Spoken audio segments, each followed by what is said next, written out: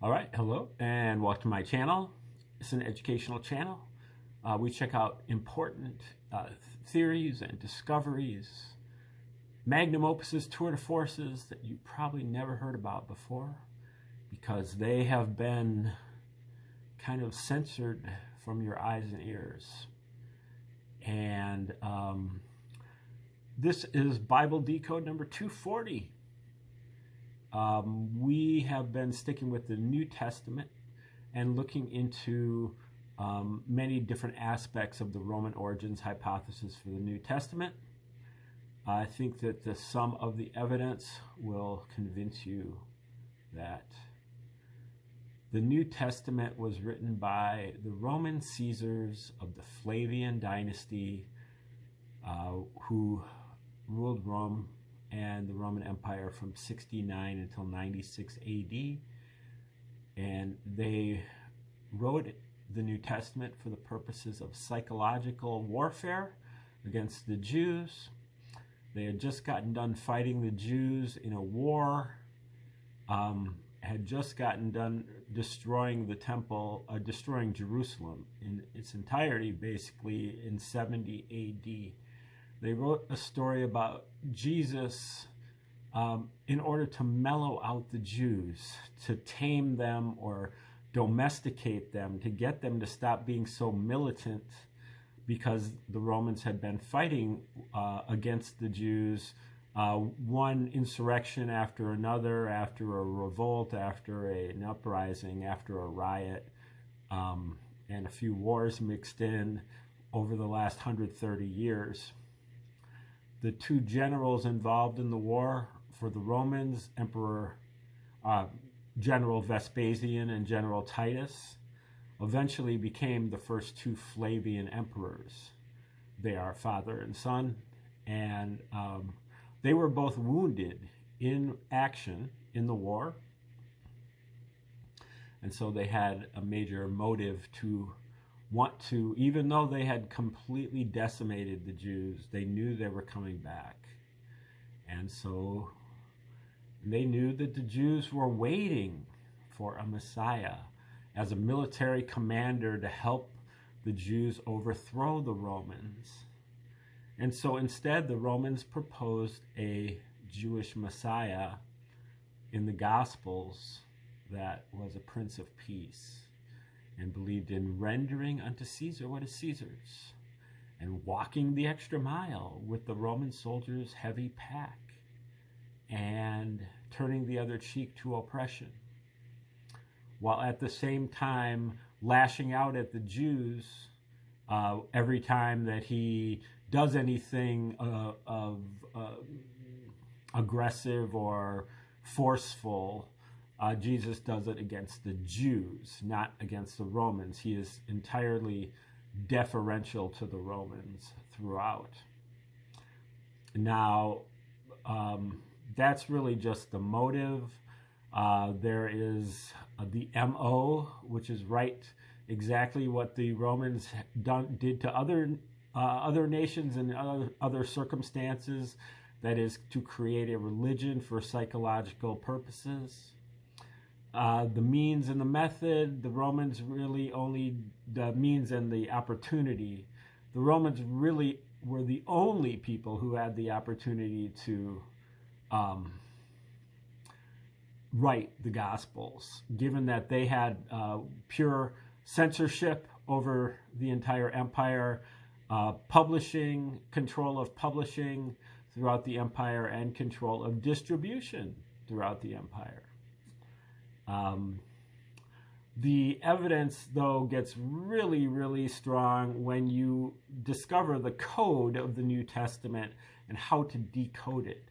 And that is done by recognizing that not only did the Romans write the New Testament, backdate it by 40 years, but they also wrote another book in 7 volumes, a history of the war, which is simply called War of the Jews, under the name of Josephus. And according to Josephus himself, he was a an adopted member of the Flavian dynasty of Caesars, of Vespasian, Titus, and Titus's brother Domitian. He's known as Flavius Josephus. He lived at Caesar's palace, and he was one of the court historians there, and his book was enthusiastically endorsed by Emperor Titus. So we know that Josephus is a Roman invention or a Roman creation. But if you read Josephus looking for parallels with the Gospels, they will literally jump off the page. And Michael Menescot's found in his book Christianity's Origin as a Flavian Secrecy Cult, he found over 250 parallels just in the book of Luke. That's the book of Luke in your Bible probably takes up 15 to 20 pages. So that's, 12 to 15 parallels per page. So, and some of the parallels are developed and detailed and occupy many verses. So, the book of Luke is literally saturated with parallels. And not only that, but then when you graph them on a chart, plotting the points, all 250 plus points, those points make 5 almost perfect letters in Latin, APTVS.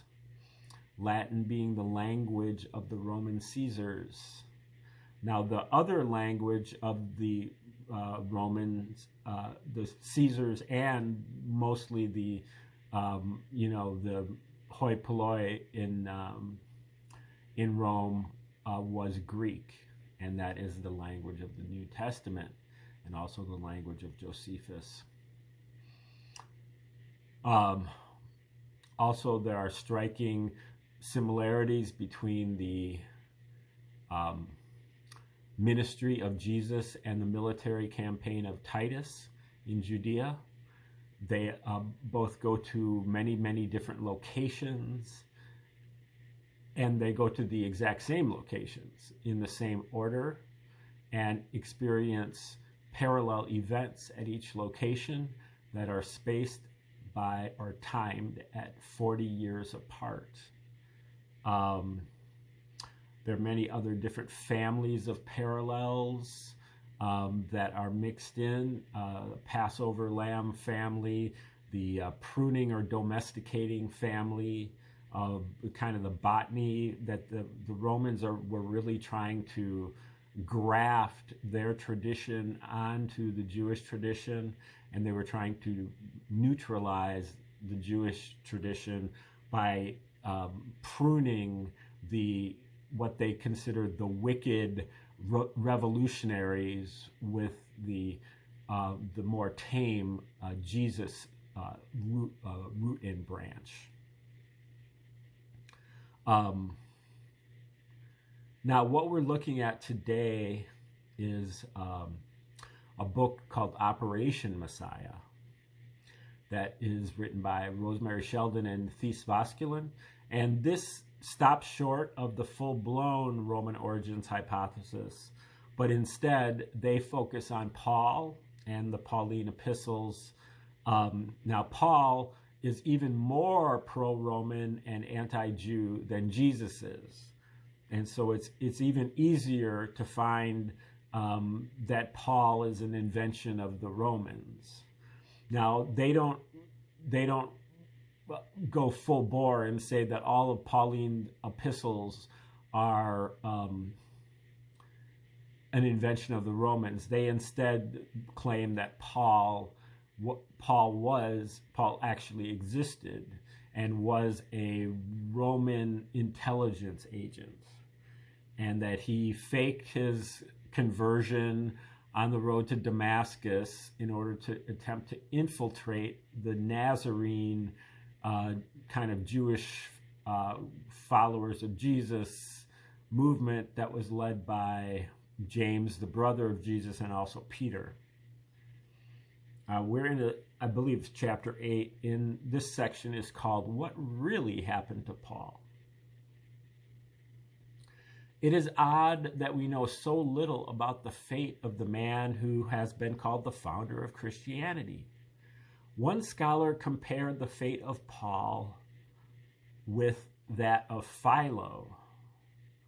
It's Philo Judaeus, Jewish kind of philosopher from the mid-first century, early to mid-first century.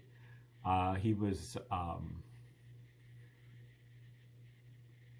maybe didn't even exist, I would say, but he was also part of the Alexander family.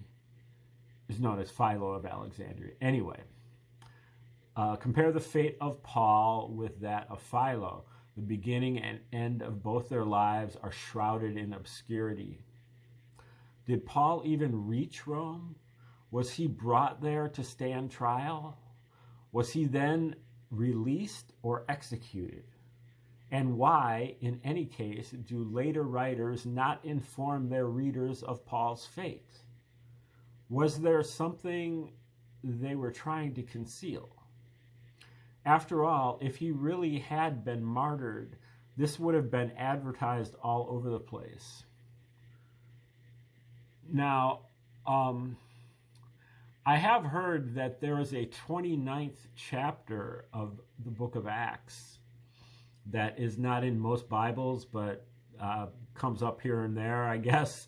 And in that last chapter of Acts, Paul actually survived, and he goes on to conduct his ministry in Spain, I believe, somewhere further west. I believe it's Spain, maybe even Spain and Britain. Anyway, I'm not sure what the provenance of that 29th chapter is. These biblical, you can just make the stuff up, and some of it is like a century later or 3 centuries later or whatever. Why does this have any type of importance? I mean, as far as history goes, I mean, if you want to accept it as a mythology or whatever, that's a different thing, but calling that history is...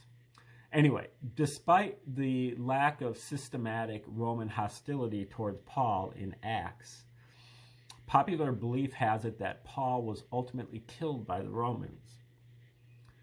Despite the given that he enjoyed an incredibly lax custody for years, during which the Romans not even once came close to killing him. Furthermore, even though the Romans often used imprisonment of Christians to force them to name co-conspirators, this was not the case with Paul. Now, they do have a footnote there. I dispute all of that with as far as the Romans' imprisonment of Christians looking for co-conspirators. This is at a time where there is a kind of perforated membrane between Christians and Jews, or Jewish Christians. These are people who follow Jesus, but they maybe don't see him as God. Maybe they see him as a heroic person. And so they don't give up their Jewishness. They don't give up their Jewish rituals. James is in that category. And Peter is kind of ambivalent about it. And so these people, when you're saying that the Romans are persecuting Christians, they're really persecuting Jews. The Romans created the Christians. They're not going to be persecuting them. They're persecuting Jews, some of whom maybe had some following ideas of following Jesus, but they're persecuting the Jews for their militancy. Okay, so this was not the case with Paul. Judging by Acts, the self-proclaimed leader of this movement was never asked to divulge sensitive information about the movement, such as names and the location of hideouts. Paul was even allowed to see friends, and other friends were allowed to come and go without being bothered by the Romans at all. And this is as Paul is as a prisoner. So, the argument is that obviously he's an intelligence agent. Sounds, like that's the first step. The next step is to say that he never existed at all, and this is all fiction created by the Romans. Either way, Paul is an agent of the Romans. In one case, he is a real person as an agent of the Romans. In the other case, he's a fiction of the Romans. And go without being bothered by the Romans at all. Yet, as in Caesarea, no Messianists from Judea were among these friends. So, right. In short, the Romans clearly treated former dissident Hunter Paul more as an asset than as a prisoner, while the Jewish Messianists in Judea do not appear to treat him as their brother. When Acts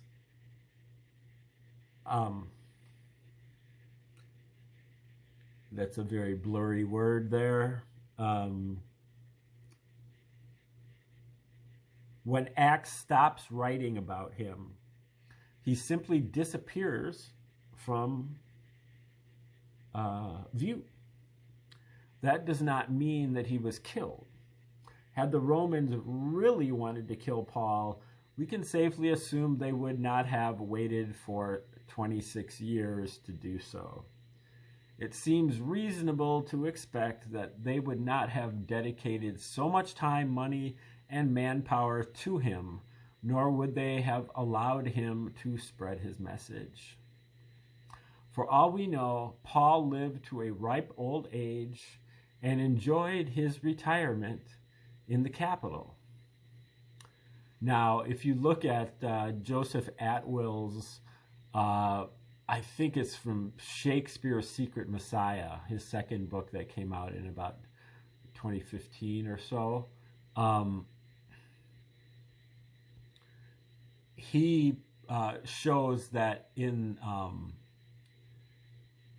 where is it? It's in Suetonius's book, I believe, that they have a mockery of Paul there in the reign of Domitian, and Paul is 90 years old. And so that's what I'm just remembering, where he said Paul lives to a ripe old age. Joseph Atwill claims that Paul means tiny in Greek, I guess. I'm not sure what language. Paul means tiny, and it refers to Paul's, not only, he argues about circumcision a lot, but this is about Paul's castration, and that he's known then as tiny, and his whole conversion on the road to Damascus was about him being castrated. And that's why Saul becomes Paul. Saul becomes tiny. And he basically is, according to, if you read Revelation, according to Atwill's code, he is a sodomite slave of some of the members of the Roman imperial family. This was very common for the Romans. They had, the Roman Caesars, they usually had some male slave to have homosexual sex with whenever they wanted to. And usually a boy, a younger boy. They referred to these slaves as Eyes, E-Y-E-S. So when you see that term used in the Gospels, you can think of it as eyes means anus. And they thought so much of their sodomite slaves that they just referred to them as eyes, meaning that the only use that these people had were that they had anuses. So these are the people who wrote your New Testament. Okay, these are like the most debauched, perverted, and just worst people that child molesting people that have ever lived on earth, and they wrote your holy book. And it's time for you to recognize that that's what happened. And all you have to do is look at the text. Get yourself a copy of Josephus, War of the Jews, online for free as a PDF, and compare. You don't have to trust me. Now, I've done 150 videos on it here, going through the parallels one at a time. So you could watch my videos too, but if you don't, fancy me, then you can do it yourself. But if you consider yourself to be a truther, a person after truth, you owe it to yourself to figure out whether I'm telling the truth or not. But as long as you don't, the Romans will continue to mock you and ridicule you without you even knowing it. So this is for your own self-defense. And I've made many, many videos about what we can do in order to counteract this, in order to kind of do your own religion.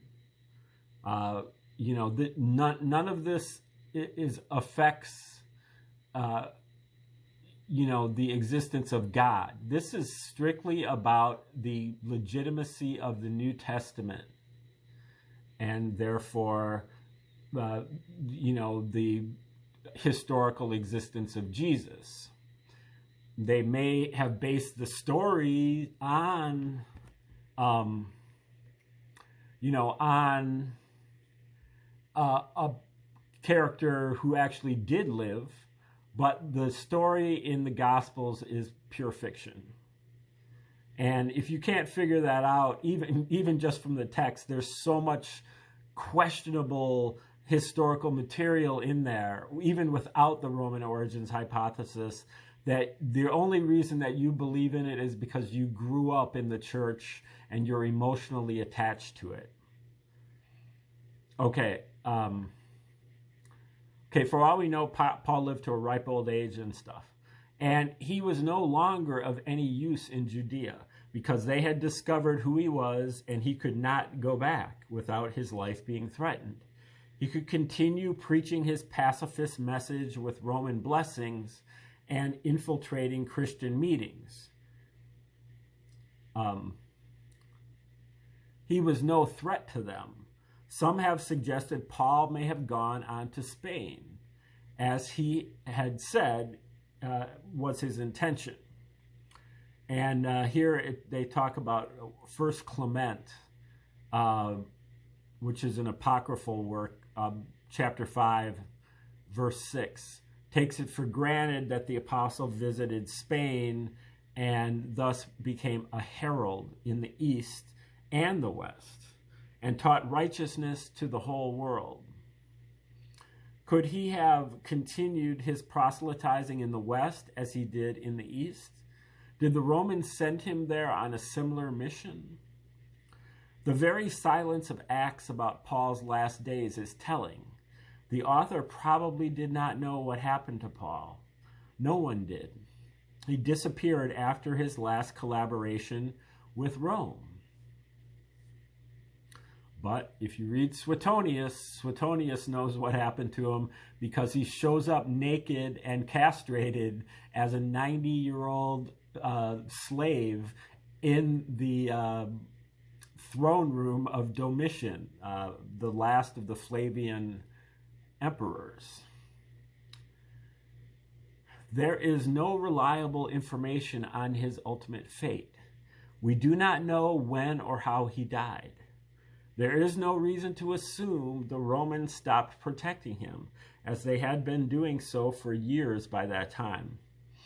He had become practically a personal investment to them. Moreover, they would have had to be utterly blind not to see that Saul of Tarsus was furthering their goals by his actions, speeches, and writings under the name of Paul. Therefore, it is unlikely that they would suddenly decide to martyr him, as Christian mythology has insisted. After all, why would the Romans kill one of their own citizens, a former member of the temple police in Jerusalem, who said that God's salvation had come upon them, that the Jews were bad, and that everyone had to pay taxes to the Roman authorities, be a good citizen, and refrain from resisting persecutions? It is possible that they had already trained a Jew to say all that, and that man may have been Saul, using the alias of Paul. He had the fingerprints of intelligence work all over him. He was supposed to be a messianist, but he had no original messianist friends, only Roman government and military friends. He was shipped away from enemy territory under the pretext of getting a trial, but then he never came to trial.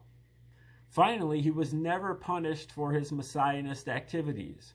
Rather, he was protected by a Roman soldier while allegedly engaging in those activities in Rome. What Paul was trying to create was a Christian community of loyal and apolitical subjects of the emperor. Both Paul and Acts constantly draw our attention to the Roman authorities' benevolence toward the Christians and to the political stability and peace which the Principate provided and which allowed the Christian mission to progress with such rapid strides. Paul is certainly portrayed in Acts as someone who is innocent of all charges against him, certainly those alleged by the Nazarenes, but also those issuing from the Romans.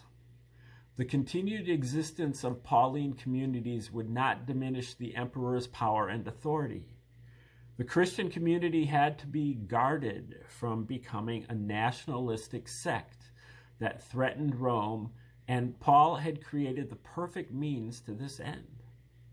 The main interest in the final chapter of Acts is to relate the Jewish leaders' rejection of Paul's message and Paul's final and definitive turn to the Gentiles. One scholar has suggested that the man Josephus identifies as the Herodian Saulus was Paul himself. So, again, they take Josephus seriously as a historian. If you read him in the context of reading the Gospels, not only does it destroy the legitimacy of the Gospels, but it also just destroys the legitimacy of Josephus or Josephus. And, he can't be, he's propaganda. He can't be taken seriously as a historian. Maybe some of the events he describes actually happened, but whenever he feels like, sauntering into fiction land, using code words, he does. So this is a major problem for historians, because historians lean very heavily on Josephus, because he's really the only source for late first century history in many cases. And so a lot of ancient history, without Josephus's, he's got 7 volumes of War of the Jews and 20 volumes of Antiquities of the Jews. And then he's got an autobiography and this other book Against Appian. And without those books, ancient history would look way, way different. So, it's not just that we have to go back to the drawing board as far as religion goes, but we need to go back to the drawing board as far as ancient history goes. Because most of our sources all of our sources on Christianity are Romans. Tacitus, Pliny the Younger, Trajan, Suetonius, and Josephus are the only sources that corroborate the existence of Jesus in the first, up to 150 AD. And they're all Roman Caesars or very close family members of Roman Caesars. Okay, the idea that this man who was active during the siege of Jerusalem was none other than Paul of Tarsus is shocking to many. This brings up the intriguing possibility that Paul was not only not executed, but that he was advising the Romans on policy in Judea. Perhaps in the absence of any evidence to the contrary, what happened was that a Roman agent was extracted from Palestine and brought to Rome under protective custody. Here he could keep an eye on both Jewish and Christian messianists in Rome, and he could advise the Emperor Nero on the Palestinian situation in the build-up to the War of 66 AD. I think we're going to have to stop there, and we'll take over tomorrow at this location. Hope you come back to find out what happened to Paul. And thanks for tuning in. Like, share, subscribe, and comment as you see fit. And come back tomorrow. And in the meantime, have a great night.